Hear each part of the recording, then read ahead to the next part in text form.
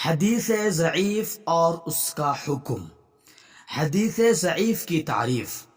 حدیث ضعیف وہ حدیث ہے جس کے راوی میں حدیث صحیح اور حدیث حسن کی شرائط نہ پائی جائیں، یعنی یہ کہ اس کا راوی عادل، ضابط اور نہ ہو، اور نہ ہی اس کی سند اپنے قائل تک متصل ہو، نہ ہی معلل اشاذ ہونے سے وہ محفوظ ہو، اور اگر یہ ساری چیزیں نہ ہوں تو مزید یہ کہ اس کی سندیں بھی کثیر نہ ہو کہ کہیں وہ حسن لغیر ہی نہ ہو جائے۔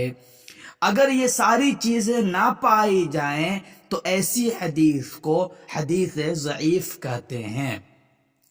حدیث ضعیف کا حکم یہ ہے کہ حدیث ضعیف کا ضعف، کمزوری بیان کیے بغیر بھی روایت کرنا درست ہے، البتہ عقائد، فرض و واجب حدیث ضعیف سے ثابت نہیں ہو سکتے۔ رہی بات استحباب ثابت کرنے کی تو اس کے لیے بھی 3 شرطیں ہیں، یعنی 3 شرطیں پائی جائیں گی تبھی جا کر کے اس حدیث ضعیف سے مستحب کو ثابت کیا جا سکتا ہے۔ شرط نمبر 1، ضعف شدید نہ ہو۔